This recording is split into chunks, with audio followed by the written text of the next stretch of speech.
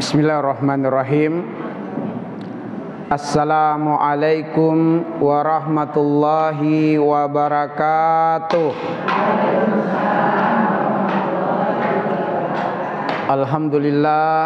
Alhamdulillahirabbil alamin.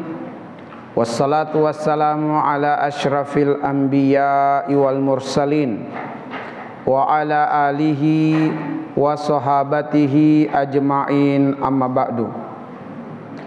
Allahumma anfa'na bima 'allamtana wa 'allimna ma yanfa'una wa zidna ilman.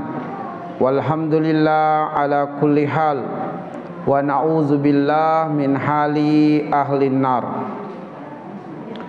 Ma'asyiral muslimat wal ummahat, azani Allah wa iyyakunna ajmainna. Selalu kita berharap dan terus berdoa kepada Allah, Rabb yang menggenggam hidup dan juga mati. Semoga umur kita dipanjangkan Allah dalam kebaikan dan dalam ketaatan di sisinya. Semoga Allah menjadikan pertambahan usia kita hari ke hari disertai dengan bertambah ilmu, bertambah amal soleh, dan bertambah dekat dengan Allah. Semoga Allah membanyakkan harta kita dan membaguskan anak keturunan kita. Semoga Allah memberikan keberkahan terhadap apa yang Allah rezekikan.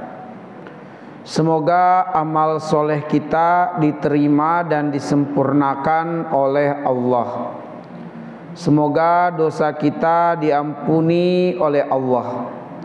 Semoga kita semua direzekikan oleh Allah menutup usia di dunia ini dalam keadaan husnul khatimah. Semoga Allah Subhanahu wa taala memudahkan kita untuk berkumpul bersilaturahmi di tempat terbaik di akhirat, di dalam surga, sebagaimana kita dimudahkan berkumpul bersilaturahmi di tempat yang kita cintai ini, Masjid Baitur Rahman. Ma'asyiral muslimat wal ummahat, azani Allah wa iyyakunna ajmainna. Kajian kita di siang hari ini adalah mentadaburi surat At-Tur, surat yang ke-52. Surat yang ke-52, surat At-Tur, ayat 21. Surat At-Tur, surat yang ke-52, ayat yang ke-21. Silakan dibuka surat 52 ayat yang ke-21.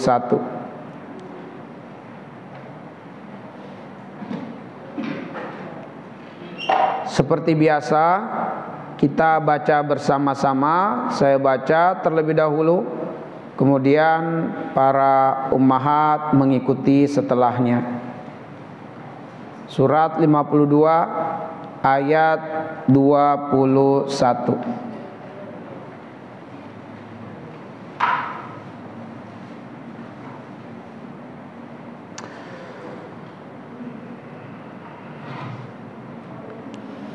A'udzu billahi minasy syaithanir rajim.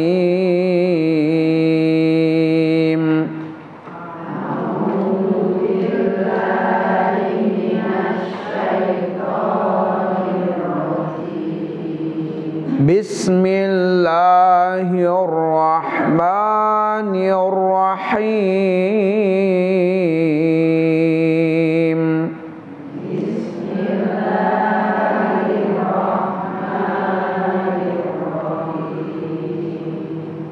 Walladzina amanu wattaba'athum dzurriyyatuhum biiman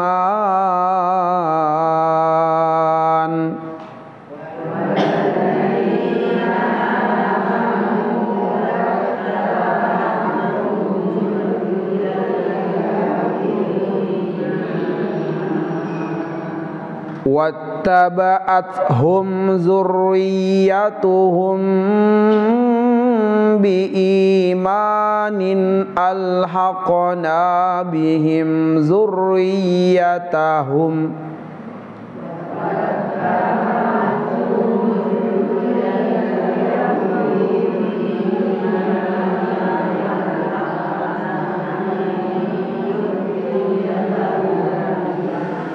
wa ma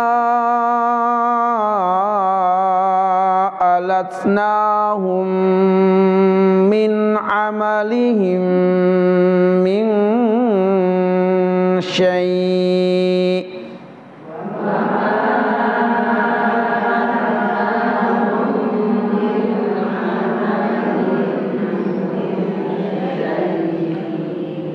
kullu mri'in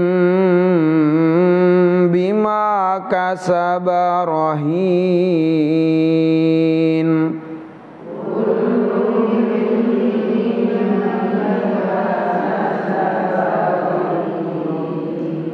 Sadaqallahul azim.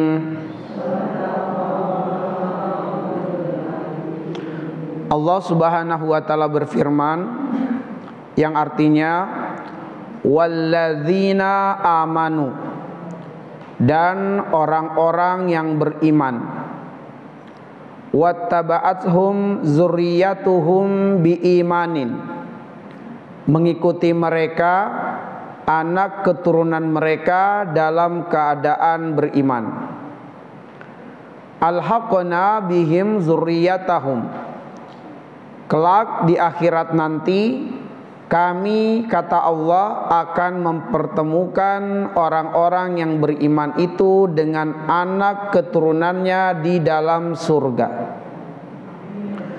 Wa ma alatsnahum min amalihim min syai'in, tanpa kami mengurangi sedikit pun amalan dari orang-orang yang beriman itu. Kullu mri'im bima kasaba rahin, setiap orang terikat dengan apa yang dikerjakannya. Setiap orang akan dimintai pertanggungjawaban terhadap apa yang diperbuatnya di dunia ini. Ibu sekalian, tema besar yang akan kita ketengahkan dari satu ayat ini adalah bersama keluarga masuk ke dalam surga. Itulah tema besar yang akan kami ketengahkan melalui satu ayat ini. Bersama keluarga masuk ke dalam surga. Dari satu ayat ini ada 3 pelajaran penting.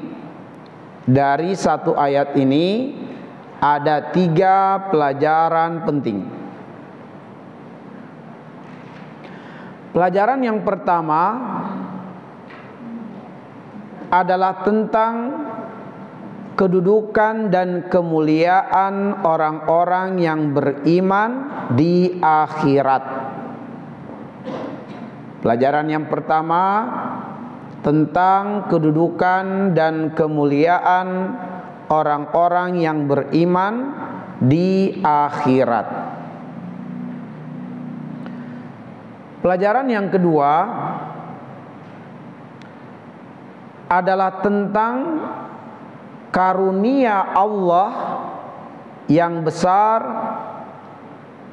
dan kelembutan Allah yang sempurna kepada orang-orang yang beriman di dalam surga. Karunia Allah yang besar dan kelembutannya yang sempurna kepada orang-orang yang beriman di dalam surga. Pelajaran yang terakhir adalah keadilan Allah bagi manusia di akhirat. Keadilan Allah bagi manusia di akhirat. Mari kita melangkah pada pelajaran yang pertama. Pelajaran mengenai kedudukan dan kemuliaan orang-orang yang beriman di akhirat. Perhatikan bagian awal ayat. Allah mengabarkan kepada kita walladzina amanu, dan orang-orang yang beriman. Imam Ibnu Katsir dalam tafsirnya menjelaskan bahwa orang-orang yang beriman yang dimaksudkan di awal ayat itu adalah orang-orang yang bertakwa. Orang-orang yang level imannya telah sampai pada level takwa. Karena orang yang bertakwa di akhirat nanti mendapatkan 4 jaminan. Karena orang yang bertakwa di akhirat kelak akan mendapatkan 4 jaminan.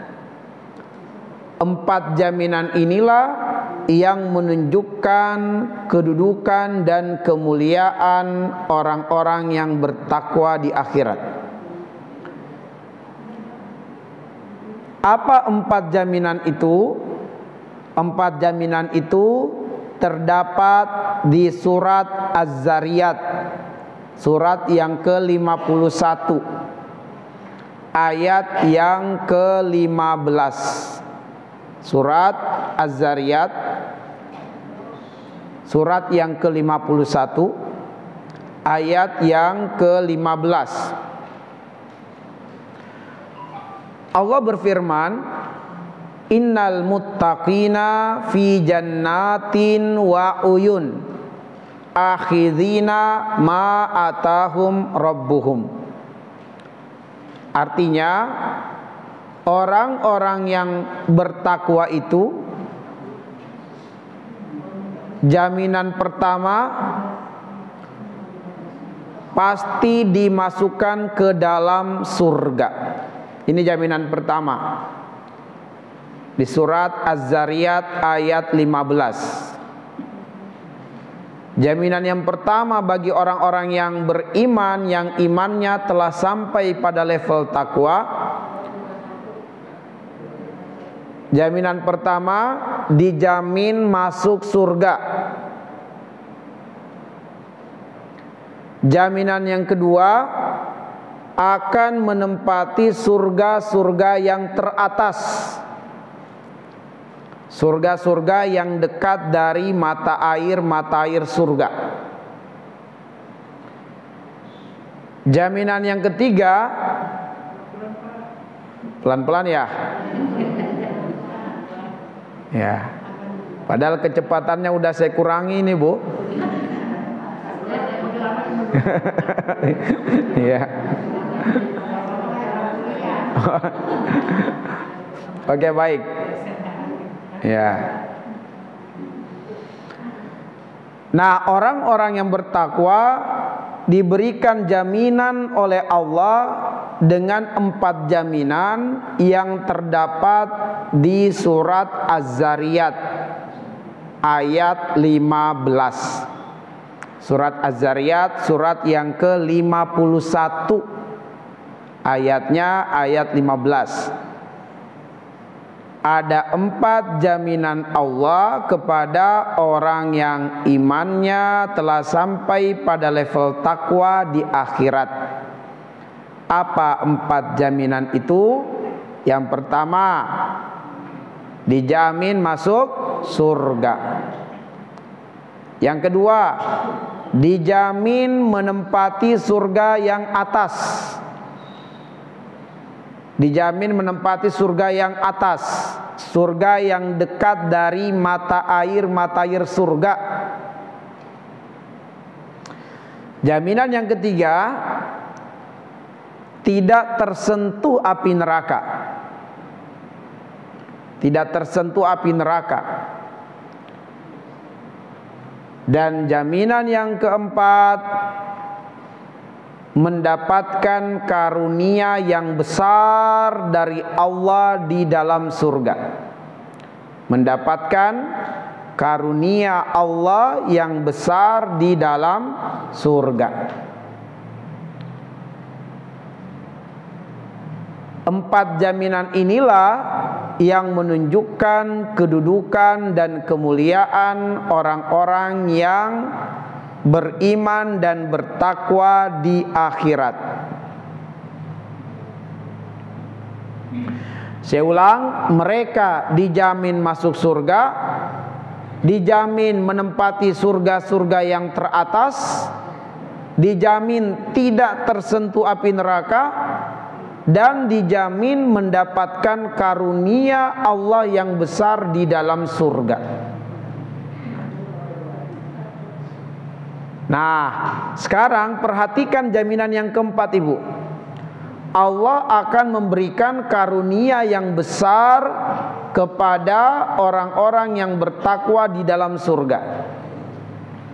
Akhidina ma'atahum rabbuhum, kata Allah di surat Az-Zariyat yang dicatat tadi. Mereka di dalam surga mendapatkan nikmat karunia yang besar dari Tuhannya, dari Allah. Pertanyaannya, apa karunia yang besar yang didapatkan oleh orang-orang yang beriman itu di dalam surga? Karunia yang dia dapatkan, Ibu sekalian, adalah karunia yang akan kita bahas pada pelajaran yang kedua. Makanya sekarang kita melangkah ke pelajaran yang kedua. Pelajaran yang kedua berkenaan dengan karunia Allah yang besar dan kelembutan Allah yang sempurna kepada orang yang beriman yang sudah menempati surga yang atas. Apa karunia Allah kepada mereka?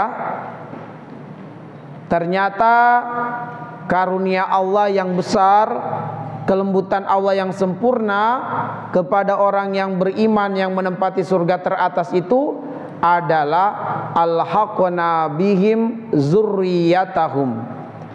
Allah akan mengumpulkannya dengan anak keturunannya di dalam surga.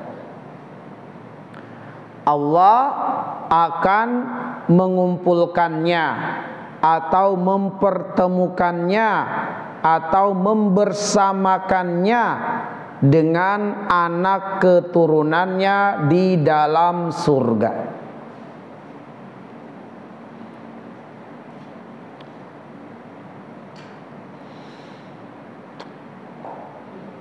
Perhatikan, Ibu sekalian, orang-orang yang beriman yang telah menempati surga yang teratas, sedangkan anak keturunannya mereka juga masuk surga, tapi surganya di bawah, surganya rendah. Sedangkan bapak ibunya menempati surga teratas. Tapi kata Allah, alhaqna bihim zurriyatahum. Allah akan memberikan karunia kepada orang tua yang beriman, yang bertakwa, yang menempati surga teratas itu. Karunia yang besar yang Allah berikan kepada mereka, Allah pertemukan dia dengan anak keturunannya. Dia dan anak keturunannya, Ibu sekalian, kata Imam Ibnu Katsir, di sini ada, kalau nggak salah saya pernah lihat ada tafsir di sini ya, tafsir Ibnu Katsir, bahwa maksud dari alhaqna bihim zurriyatahum, maksud dari Allah akan mempertemukan, Allah akan membersamakan dia dengan anak keturunannya di dalam surga. Maksudnya Allah akan menempatkan mereka dalam satu derajat surga yang sama. Allah menempatkan mereka dalam satu level surga yang sama. Tapi bagaimana caranya, Ibu sekalian? Karena yang berada di surga di bawah ini, Ibu sekalian, anak keturunannya yang berada di surga di bawah, apakah yang di atas ini yang diturunkan sehingga membersamai anak keturunannya di surga yang bawah, ataukah anak keturunannya yang diangkat derajatnya sehingga menempati surga yang sama dengan bapak ibunya? Mana yang benar kira-kira, Ibu sekalian? Yang di atas turun ke bawah atau yang di bawah naik ke atas? Yang benar ibu sekalian, anak keturunan yang menempati surga yang bawah diangkat derajatnya oleh Allah menempati surga-surga yang atas bersama dengan orang tuanya. Itulah maksud dari ayat wa ma alatsnahum min amalihim min syai'in. Kelanjutan ayat. Wa ma alatsnahum min amalihim min syai'in. Tanpa kami kurangi sedikit pun dari amalan orang-orang yang bertakwa yang telah menempati surga teratas itu. Jadi kalau kemudian orang tua yang sudah menempati surga-surga teratas, Bu, mereka tidak akan diturunkan oleh Allah derajat surganya, melainkan anak keturunannya yang menempati level surga bawah diangkat derajatnya membersamai orang tuanya dan mereka dipertemukan dalam satu surga yang sama. Karena itulah ibu-ibu sekalian, kita harus berjuang untuk menjadi orang tua yang bisa mengangkat derajat anak keturunan kita di dalam surga. Kenapa kita mau menjadi orang tua yang sangat soleh dan solihah, sangat bertakwa? Karena kita pengen anak-anak kita diangkat derajatnya oleh Allah menempati surga-surga yang teratas, ibu sekalian. Nah, ibu sekalian yang dimuliakan oleh Allah Subhanahu wa taala, akan tetapi yang menjadi kata kunci untuk bisa bertemu di akhirat di dalam surga adalah iman. Makanya Allah bilang wattaba'athum zurriyatuhum biimanin. Anak keturunannya yang mengikuti bapak-bapak dan ibu-ibu mereka dalam keadaan beriman, maka mereka akan dimasukkan oleh Allah ke dalam surga, tapi akan diangkat derajatnya sehingga membersamai ayah bundanya di surga teratas. Syarat untuk bisa dipertemukan dengan anak keturunan di dalam surga, ibu sekalian, syaratnya anak keturunan kita harus beriman di dunia. Itu syaratnya. Kalau begitu ibu sekalian, maka visi terbesar kita sebagai orang tua di dalam membangun keluarga, visi terbesar kita sebagai orang tua di dalam membangun keluarga adalah surat At-Tahrim ayat yang ke-6. Surat At-Tahrim ayat yang ke-6. Surat At-Tahrim surat yang ke-66 ayat yang ke-6.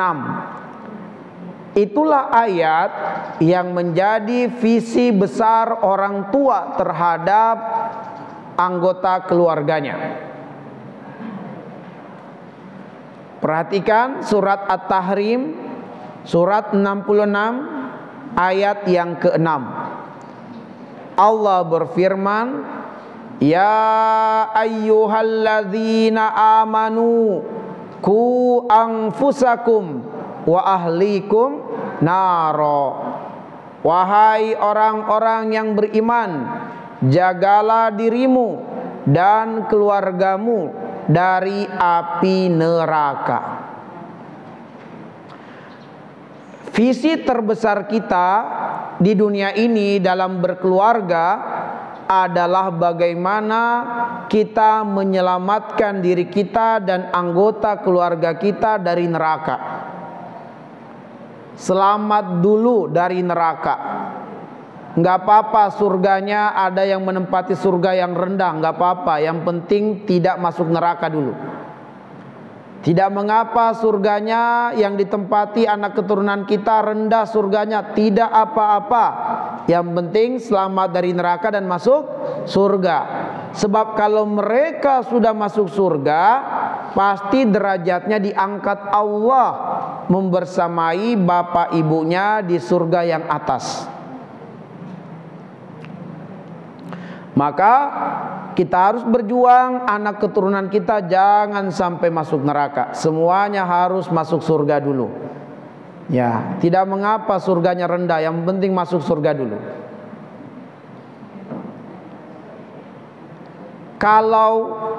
Kalau selamat dari neraka adalah visi terbesar kita sebagai orang tua dalam membangun keluarga, maka misi terbesar kita sebagai orang tua dalam membangun keluarga adalah menjadikan anggota keluarga beriman. Itu misi besarnya. Kenapa? Karena yang dipanggil oleh Allah untuk menjalankan program penyelamatan keluarga dari neraka adalah orang-orang yang beriman. Ya ayyuhalladzina amanu, wahai orang-orang yang beriman, ku anfusakum wa ahlikum naro, jaga dirimu dan keluargamu dari api neraka. Yang dipanggil orang-orang beriman. Maka misi terbesar orang tua dalam membangun keluarga adalah menjadikan anggota keluarga semuanya beriman. Semuanya beriman. Ibu sekalian yang dimuliakan oleh Allah, harus kita waspadai di dalam surat Al-Mudatsir, dari ayat 38 sampai ayat 47. Surat Al-Mudatsir dari ayat 38 sampai dengan ayat yang ke-47. Allah memberitahukan kepada kita ada 4 penyebab anggota keluarga terpisah di surga. Surat yang ke-77, surat yang ke-74, mohon maaf. Surat ke-74. Surat 74 dari ayat 38 sampai ayat yang ke-47. Ada 4 perbuatan yang menyebabkan anggota keluarga terpisah di akhirat. Ada anggota keluarga masuk surga, ada anggota keluarga masuk neraka. Surat Al-Mudatsir, surat 74, ayat 38 sampai ayat 47. Ada 4 perbuatan yang menyebabkan anggota keluarga terpisah di akhirat. Ada yang masuk surga, ada yang masuk neraka. Yang masuk surga, ibu, ketika mereka semua berkumpul, ternyata mereka mendapati anggota keluarga tidak lengkap. Mulailah mereka mengadu kepada Allah, ya Allah, kemanakah anggota keluarga kami yang lain? Kenapa tidak kelihatan di dalam surga? Allah perlihatkan, ternyata yang mereka cari ada di neraka. Dan Allah izinkan mereka melihat anggota keluarganya di neraka. Dan Allah izinkan terjadi dialog. Allah izinkan terjadi dialog. Maka penghuni surga bertanya kepada anggota keluarganya di neraka, "Ma salakakum fi saqar?" Apa yang membuat kalian dilempar ke dalam neraka sehingga kita terpisah? Anggota keluarga yang dilempar ke dalam neraka memberitahukan dengan penuh penyesalan ada 4 hal yang membuat mereka disiksa di neraka. Yang pertama, qalu lam naku minal musallin. Mereka mengatakan, dahulu di dunia kami tidak sholat. Para bunda sekalian, jangan sampai kita sholat 5 waktu, ada anak kita yang tidak sholat. suami kita tidak sholat, bahaya, tanda-tanda atau ciri-ciri akan berpisah di akhirat, Bu. Maka kita harus berjuang, suami kita sholat 5 waktu, anak keturunan kita sholat 5 waktu.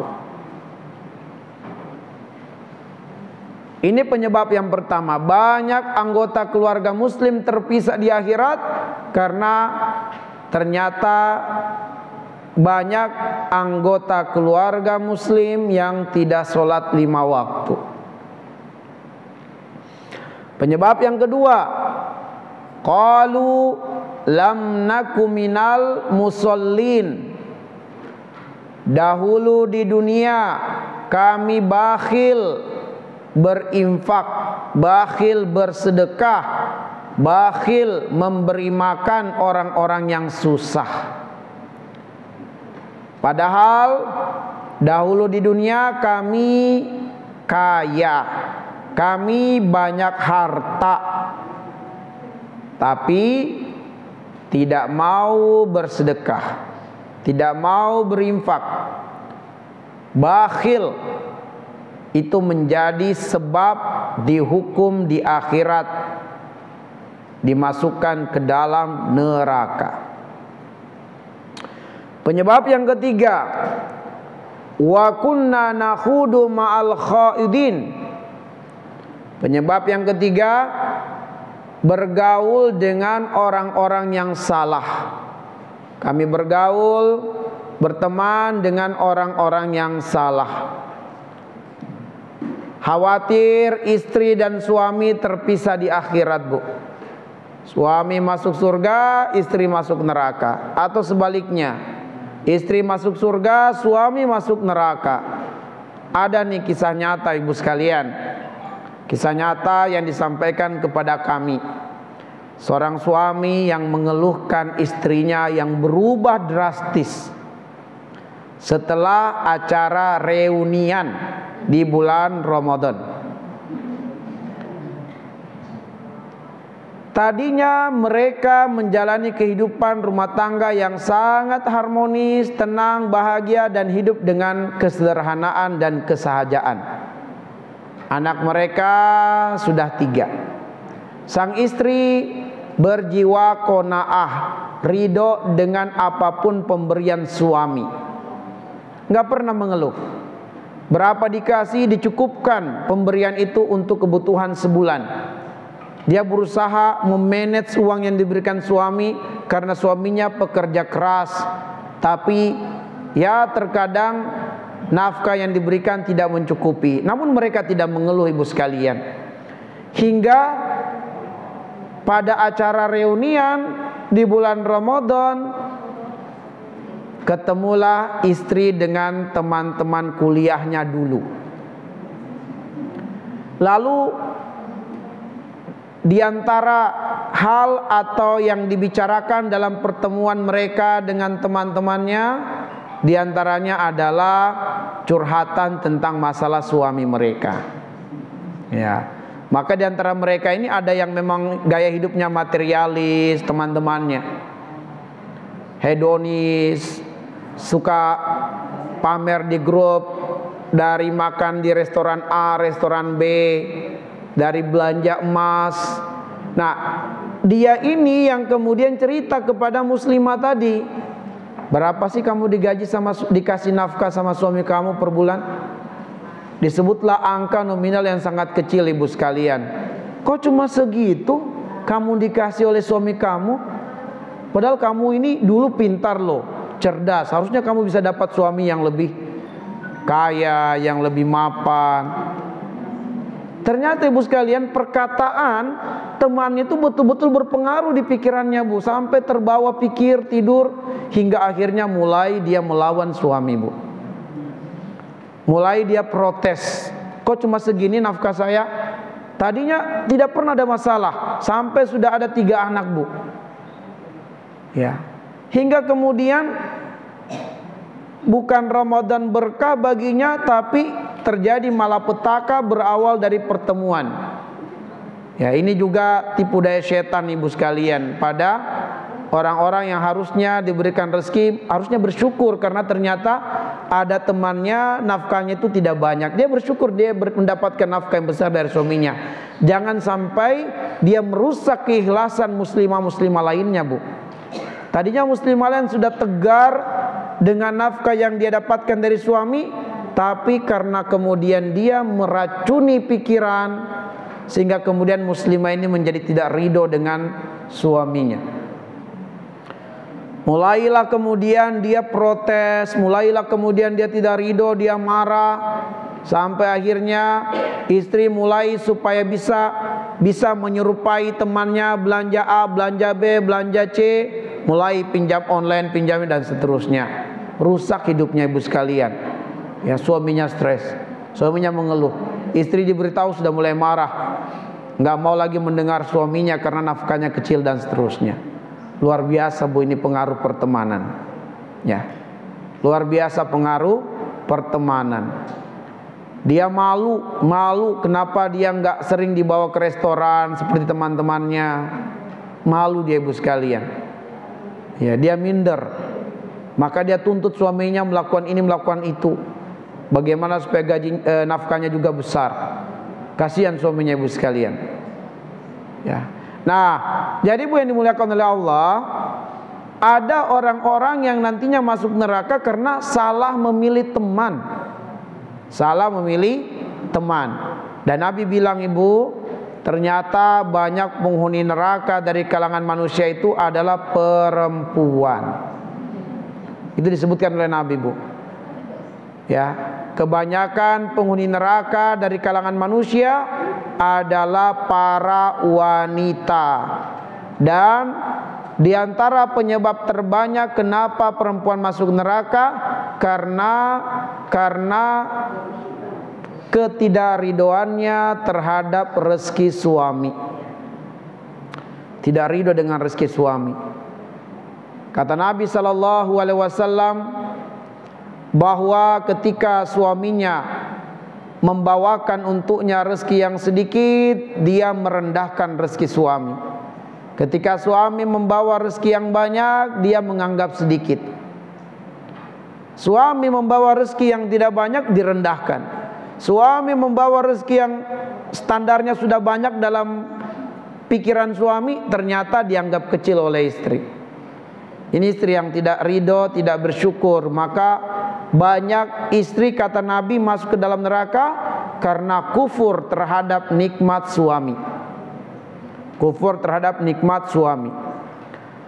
Ketika suaminya melakukan satu kesalahan, dia mengatakan, suamiku tidak pernah berbuat baik padaku. Ya. Padahal suaminya, Ibu, sedang mempertaruhkan nyawa di luar sana. Ya, kalau kita lihat di YouTube ada yang memposting bagaimana perjuangan para bapak, para suami, Bu.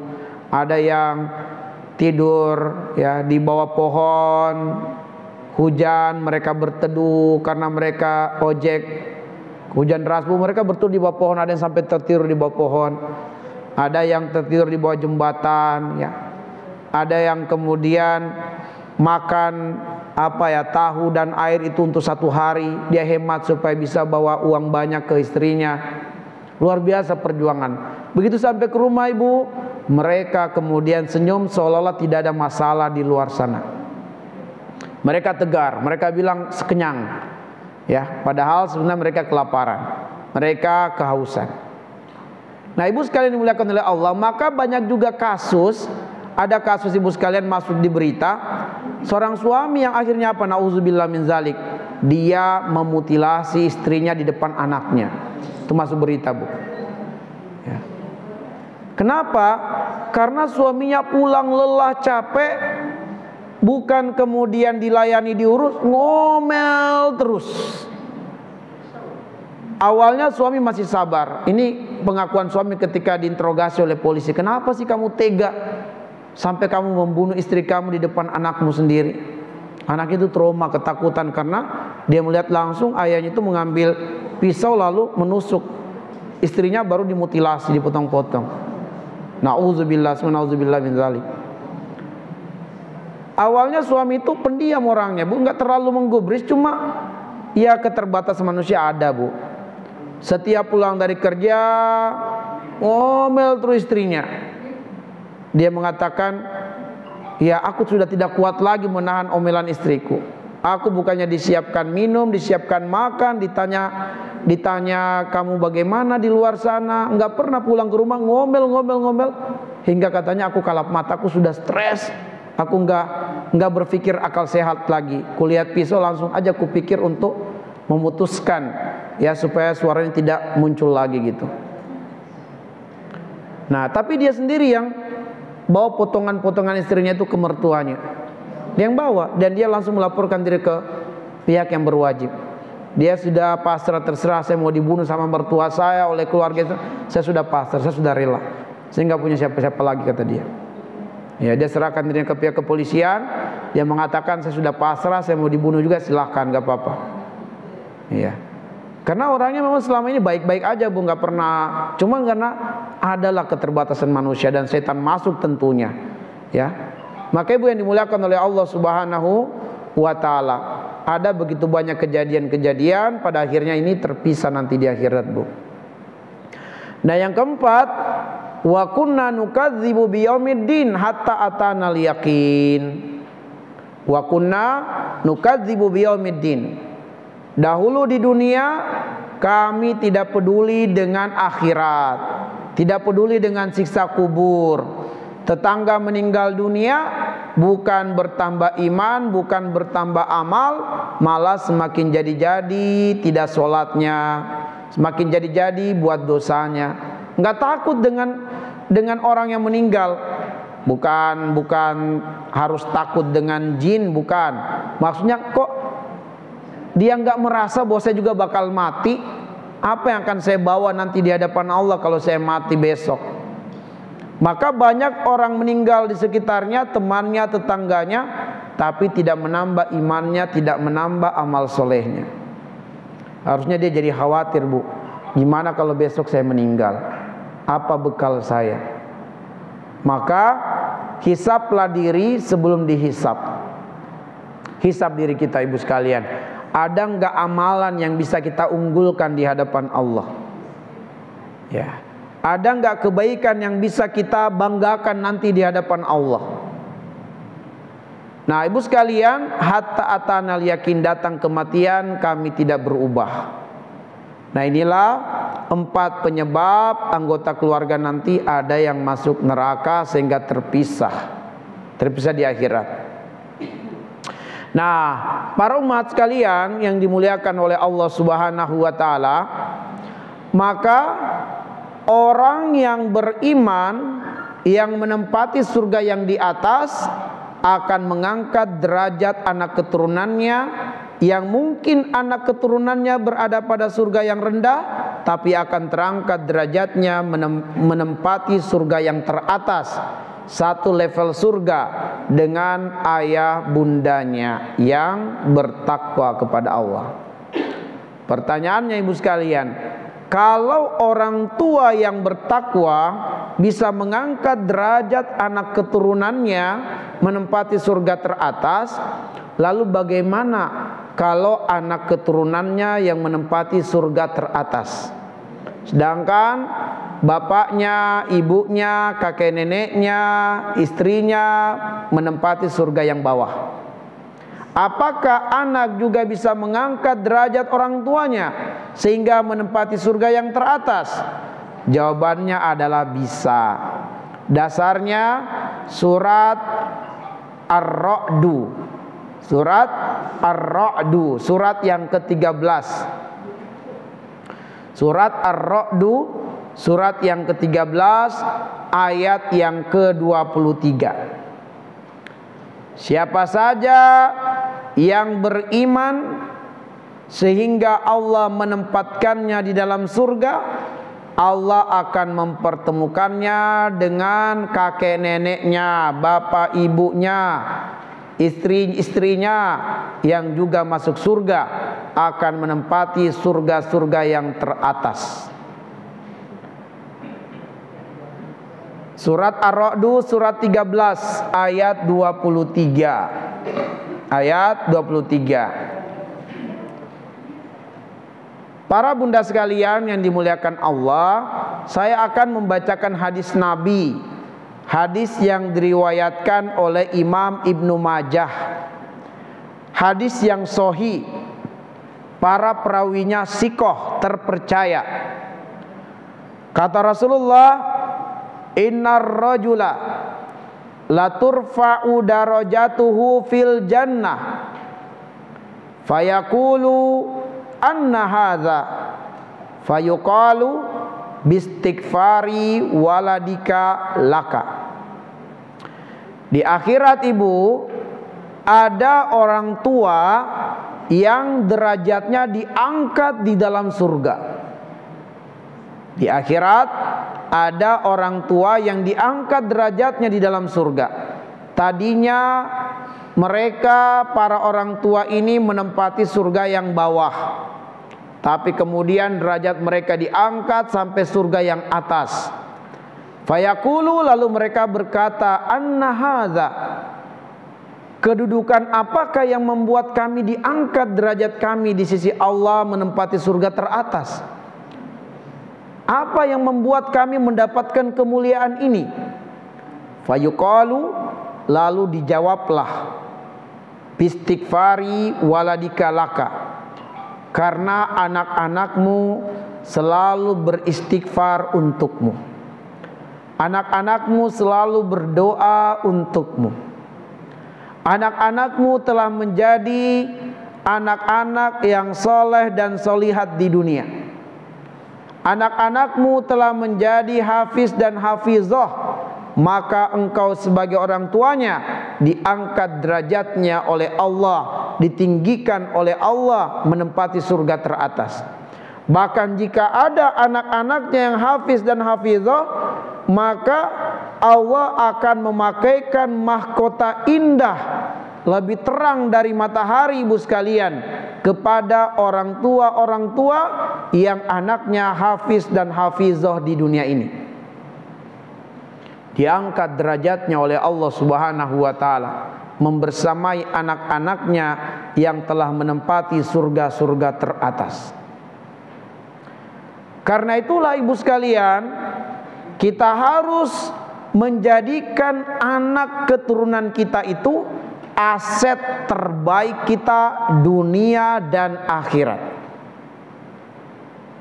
Karena itulah kita harus mempersiapkan anak keturunan yang menjadi pribadi-pribadi soleh dan solihat di masa depan. Dengan begitulah kita sebagai orang tuanya akan diangkat derajat oleh Allah Subhanahu wa taala. Ayah dan bunda sekalian, bagaimana dengan para bunda atau para ayah yang tidak memiliki anak keturunan? Kalau dia tidak memiliki anak keturunan, hendaklah dia memperbanyak anak-anak ideologis, anak-anak binaan. Karena ketika Nabi bersabda, idza matal insan inqata'a anhu amaluhu illa min salasah. Jika seseorang meninggal dunia, terputuslah segala kebaikan-kebaikannya kecuali 3 perkara. Pertama, sedekah jariyah.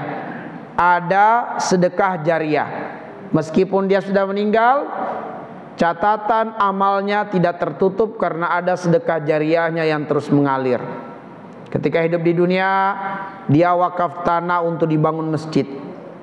Selama masjid terbangun di atas tanah wakafnya, sebanyak orang yang datang sholat, yang datang ibadah, yang ikut pengajian di masjid itu, pahalanya akan terus mengalir kepada yang berwakaf tanah untuk masjid itu.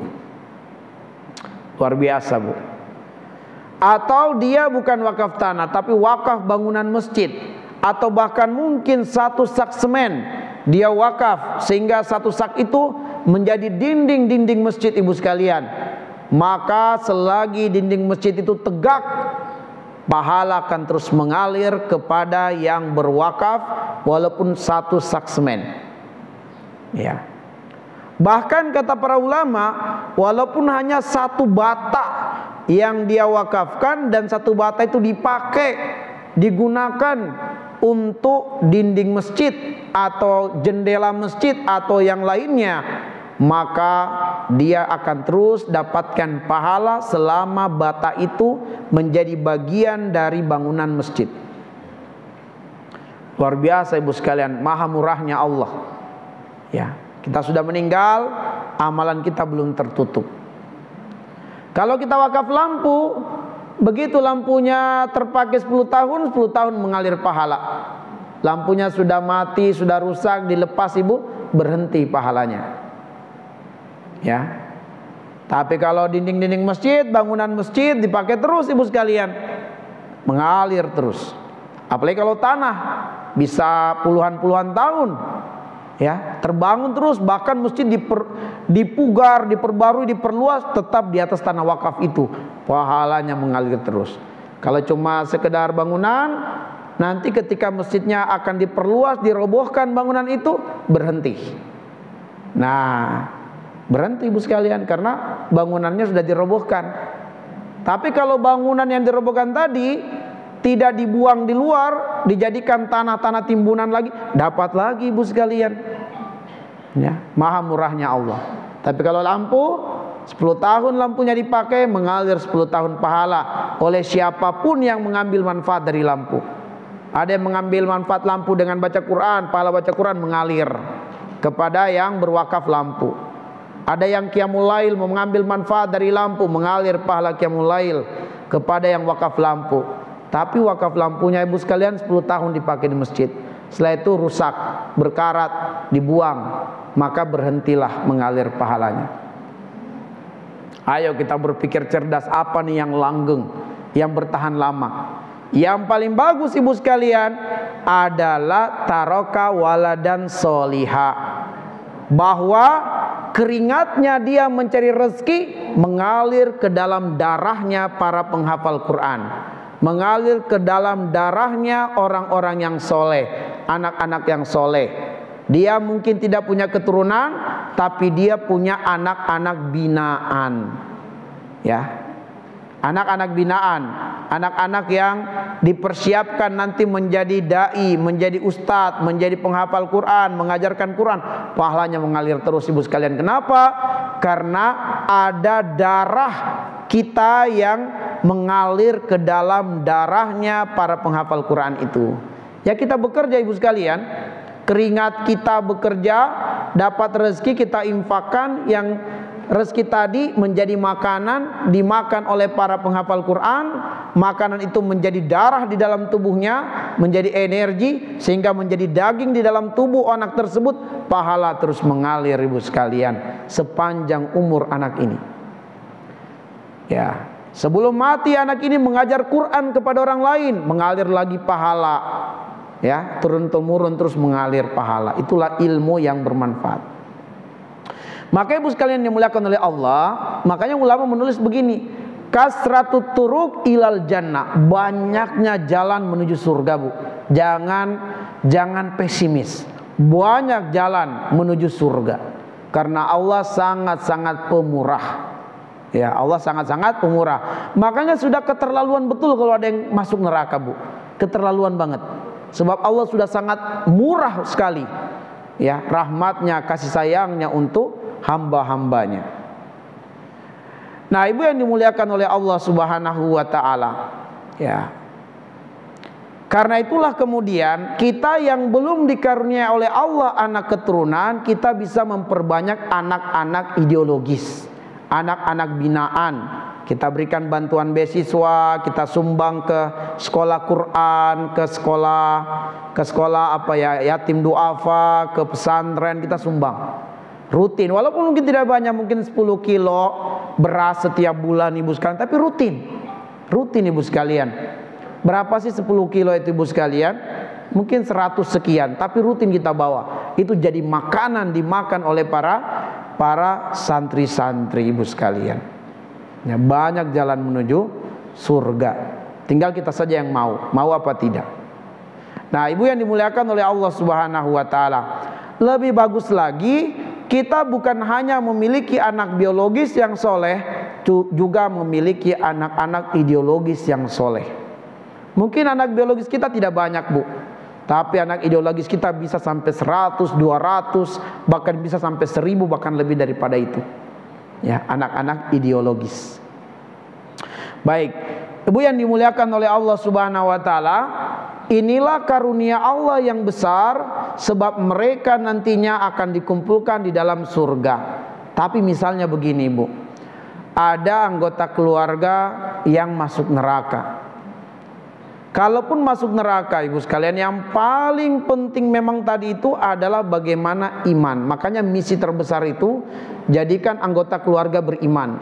Sebab apabila dia beriman, Bu, cuman karena ada dosa besar dia dilempar ke dalam neraka, iman di dalam hatinya walaupun seberat zarrah, ya lebih kecil daripada atom, tapi imannya diterima oleh Allah. Iman yang kecil itu akan membuat dia tidak kekal di dalam neraka. Mungkin dia disiksa di neraka, tapi tidak akan kekal, sehingga pada waktunya nanti dimasukkan ke dalam surga dan diangkat derajatnya karena ada keluarganya yang menempati surga teratas. Tapi maukah kita, sudihkah kita melihat ada anggota keluarga kita masuk neraka? Walaupun mungkin pasti dia masuk surga juga, tapi apakah kita mau melihat dia di neraka? Pasti kita lihat, Bu, sebab nanti di surga kita akan cari dia. Oh, ternyata di neraka. Kata Allah, dia ada dosa tapi dia beriman. Imannya membuat dia tidak kekal di dalam neraka, tapi dia mesti disiksa dulu dalam neraka. Kita nggak tahu berapa lama disiksa, sebab 1 hari di neraka sama dengan 1000 tahun lamanya perhitungan kita. Sekarang saja usia kita belum sampai 100, kita anggap sudah lama nih kita hidup. 1 hari di neraka setara dengan 1000 tahun lamanya hidup kita di dunia. Ya, bagaimana lagi kalau hukumannya 2 hari, 3 hari, 1 tahun di neraka? Berapa puluh tahun, berapa ratus tahun dia merasakan penderitaan, ibu sekalian. Maka jika ada anggota keluarga kita masuk neraka, yang penting dulu mereka beriman deh. Walaupun mungkin karena dosa besar masuk neraka. Tinggal sekarang bagaimana kita berpikir, yang masuk neraka ini jangan lama-lama. Kalau bisa langsung masuk neraka, bisa keluar segera. Caranya gimana, Ibu? Jadikan di antara anggota keluarga kita ada hafiz Quran. Karena kata Nabi, 1 orang hafiz Quran bisa menarik dan menyelamatkan 10 orang anggota keluarganya yang karena dosanya masuk neraka, tapi 10 orang ini masih ada iman di dalam hatinya. Maka mereka bisa mendapatkan syafaat, ditarik keluar dari neraka, ibu sekalian. 1 hafiz bisa tarik 10 orang. Kalau anggota keluarga kita 40 orang, Bu, berarti harus ada siap-siap saja nih 4 orang hafiz. Siapa yang menjamin kita pasti masuk surga? Enggak ada, Bu. Tapi kalau benar kemudian nantinya, semoga Allah jaga kita dari neraka, tapi ada anggota keluarga masuk neraka, siapkan, Bu, ada hafiz yang bisa menariknya nanti. Ya. Makanya ibu sekalian, jangan sampai ada anggota keluarga yang berbuat syirik. Sebab berbuat syirik itu batal imannya. Kalau batal imannya, masuk neraka, nggak bisa menerima syafaat, kekal di dalam neraka, kekal. Ya. Makanya ibu sekalian, jangan suka datang berdukun. Siapa yang datang ke dukun, batal imannya, syirik, batal imannya, kekal di neraka, tidak menerima, tidak bisa mendapatkan syafaat, nggak bisa mendapatkan syafaat. Boleh kita berziarah kubur, tapi tidak boleh minta-minta di kubur, nggak boleh. Allah bilang dalam surat An-Najm, wa alaysa lil insani illa ma sa'a wa anna sa'yahu sawfa yura. Siapapun yang meninggal dunia, dia tidak bisa lagi menambah amal soleh untuk dirinya sendiri. Siapa yang meninggal dunia, dia tidak bisa lagi menambah amal soleh untuk dirinya sendiri. Dan dia pasti akan dimintai pertanggungjawaban atas apa yang sudah dia perbuat ketika hidup di dunia. Ibu sekalian, orang yang sudah meninggal dunia ini, tidak bisa lagi menambah amal soleh untuk dirinya, tapi amal solehnya masih bisa bertambah karena dua sebab. Sebab yang pertama ada amal jariah yang sudah kita sebutkan tadi. Sebab yang kedua ada orang-orang yang hidup yang mau menghadiahkan pahala amal soleh kepadanya. Orang yang meninggal tidak bisa lagi menambah amal soleh untuk dirinya, tapi amal solehnya masih bisa bertambah dengan dua sebab. Sebab yang pertama ada amal jariahnya. Sebab yang kedua ada orang hidup yang mau menghadiahkan pahala amal soleh untuknya. Misalnya orang yang hidup ini mau menghadiahkan untuknya pahala haji dan umroh dengan menjalankan badal haji. Maka yang meninggal ini Bu sekalian tiba-tiba mendapatkan pahala haji yang sempurna. Kaget dia.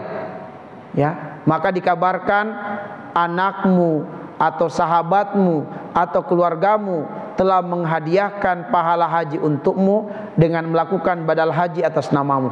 Langsung dapat pahala haji, di mana kata Rasulullah tidak ada balasan bagi yang berhaji kecuali masuk surga. Itu hadiah terbesar untuk orang yang meninggal Bu. Kita badalkan haji. Itu hadiah terbesar itu. Ya luar biasa. Pahalanya surga. Langsung tidak ada balasan untuk orang yang haji kecuali surga kata Nabi sallallahu alaihi wasallam. Sekarang kita hadiahkan haji kepada orang tua kita. Kita hadiahkan haji kepada kakek nenek kita. Memang badal haji sekarang kisaran harganya 18 sampai 25 juta. Ya, biaya badal haji Bu. Tapi dengan itu insya Allah, sebab kalau kita mau hajikan langsung ya siap-siap saja biayanya. Kemarin kita tawarkan untuk haji, kalau haji furoda kisaran 250 juta sampai 300 juta. Haji furoda tahun ini daftar langsung berangkat. Kemarin ada pelepasan di Hotel Jakarta, ada sekitar 40 orang yang haji furoda, itu dia angkat 300 juta. Kemudian sebelumnya lagi sepekan lalu pakai visa ziarah 170 juta. Bukan visa haji, visa ziarah. Visa ziarah selagi tim yang menghandle berpengalaman insya Allah aman. Tapi kalau kemudian visa ziarah timnya tidak berpengalaman, jangan, bahaya Bu. Tapi kalau tim berpengalaman, timnya adalah orang-orang di sana yang tersikoi, terpercaya dan sudah banyak, insya Allah visa ziarah pun aman. Visa ziarah pun aman ya. Tapi kalau mau bukan visa ziarah, visa haji furoda ya silakan, tapi dananya siap 250 juta ke atas. Visa ziarah 170 juta. Insya Allah itu sudah dengan hotelnya selama 30 hari di cover. Tapi timnya harus tim yang berpengalaman. Sebab kalau tidak bahaya. Ya, kalau tidak bahaya. Ya. Nah, kalau kita mau haji reguler silakan Bu, tapi nunggu 15 tahun, ya, 10 tahun dan seterusnya. Baik, Ibu yang dimuliakan oleh Allah. Sekarang dengan badal haji, kita kasih hadiah haji untuk orang tua kita Ibu sekalian, Masya Allah. Bahagianya orang tua kita, ya, bahagianya keluarga kita yang meninggal yang dapat pahala haji, kaget dia. Nah, apalagi yang bisa kita hadiahkan? Semua ibadah harta yang hukumnya sunnah boleh dihadiahkan untuk yang meninggal dunia. Semua ibadah harta yang hukumnya sunnah boleh atas nama yang sudah meninggal. Saya mau wakaf tanah Ustadz untuk orang tua saya, boleh. Wakaf tanah untuk orang tuanya, boleh Bu, mengalir pahalanya ke orang tuanya itu. Ya. Apalagi berkurban atas nama yang sudah meninggal boleh, dengan catatan dia mengambil pendapat kurban di hari kurban sunnah muakkad. Yang mengambil pendapat kurban wajib tidak boleh dia berkurban untuk yang sudah meninggal. Tapi kalau dia mengambil pendapat kurban di hari kurban sunnah muakkad, boleh dia berkurban untuk keluarganya yang sudah meninggal. Ya, saya pribadi mengambil pendapat kurban sunnah muakkad. Makanya saya berkurban atas nama bapak saya yang sudah meninggal, ibu saya yang sudah meninggal, saya berkurban atas nama mereka setiap tahun. Kenapa? Karena saya mengambil pendapat sunnah muakkad. Tapi ada yang mengambil pendapat wajib, ya nggak apa-apa, nggak usah kita bertengkar, sebab dalilnya ada, sama-sama kuat. Ya, sama-sama kuat dalilnya Ibu. Ya. Jadi kalau ada yang mengatakan nggak boleh Pak Ustadz, ya itu karena dia mengambil pendapat wajib, atau kebetulannya dia ikut di pengajian yang ustadznya mengambil pendapat wajib hukumnya kurban, fardu ain bagi yang punya kemampuan, kelebihan rezeki. Maka orang yang mengambil pendapat bahwa kurban itu wajib, fardu ain bagi yang punya kemampuan, maka tidak boleh berkurban untuk yang meninggal. Sebab yang meninggal sudah nggak ada kewajiban. Ya, tapi kalau sunnah muakkad boleh kita menghadiahkan pahala sunnah kepada yang sudah meninggal. Ya, kita mengkodak puasanya boleh. Dia meninggal belum selesai puasanya Bu, kita kodakan puasanya itu boleh. Ya. Kita tunaikan nazarnya boleh. Kita lunaskan hutang-hutangnya. Itulah hadiah-hadiah dari orang yang hidup kepada yang sudah meninggal Bu. Nah, kalau begitu berarti orang yang hidup tidak butuh kepada orang yang meninggal Bu. Yang benar orang meninggal yang butuh kepada orang yang hidup. Sehingga Ibu sekalian, di akhirat nanti kita itu nafsi-nafsi Bu, nggak ada tuh kita mau ingat keluarga kita, nggak ada. Dari mulai bangkit dari kubur sampai kita menginjakkan kaki ke surga, kita nggak bakal ingat keluarga kita Bu. Kita hanya berpikir selamat dulu. Nanti di surga baru kita ingat keluarga kita Bu. Jangan harap tuh anak kita akan ingat kita ketika bangkit dari kubur. Enggak, dia pikir gimana dia selamat. Makanya pada saat itu orang butuh amalan masing-masing Bu. Bahkan ada orang yang masuk neraka nggak mau dia mau bapak ibunya bertanggung jawab. Kenapa saya masuk neraka? Bapak ibu saya tidak pernah mendidik saya tidak ridho ya Allah. Bapak ibu saya harus temani saya di neraka. Itu anak-anak yang durhaka Bu, nggak mau dia, nggak terima masuk neraka. Bapak ibunya diseret, ditarik neraka. Itu anak-anak yang durhaka. Nggak ada tuh kita mau pikir orang lain Bu, nggak ada. Semua nafsi-nafsi di sendiri-sendiri. Nanti di surga baru kita cari istri kita, anak kita, suami kita, bapak kita, ibu kita, mertua kita, baru nanti di surga kita cari. Sebelum sampai ke surga nggak ada yang berpikir keluarganya. Kalaupun ada dia berpikir keluarganya, bagaimana keluarganya itu mau menebus dirinya. Orang-orang kafir nanti Bu, mereka mau menebus anak-anak mereka, yang penting mereka jangan disiksa di neraka. Ya. Nah, jadi Ibu sekalian dimuliakan oleh Allah, karena itulah setiap orang membutuhkan tambahan amal sebanyak-banyaknya kalau sudah meninggal. Dia butuh panen amal banyak-banyak. Supaya apa? Bekal dia perjalanannya Bu. Nah, karena itulah orang yang meninggal membutuhkan orang yang hidup, bukan orang hidup yang butuh orang yang meninggal Bu. Jangan dibalik. Jangan dibalik. Siapapun dia, hatta dia wali sekalipun Ibu sekalian, dia butuh doa orang-orang yang hidup. Karena apakah dia jamin pahalanya sudah membuat dia selamat masuk surga? Belum Ibu sekalian. Hanya Allah yang tahu. Nah, karena itulah kemudian siapapun orang yang menginginkan pahala sebanyak-banyaknya, yang penting dia selamat. Selamat. Di mahsyar Ibu, mahsyar matahari sejengkal, itu kita berdiri Bu, satu hari sama dengan 50.000 tahun lamanya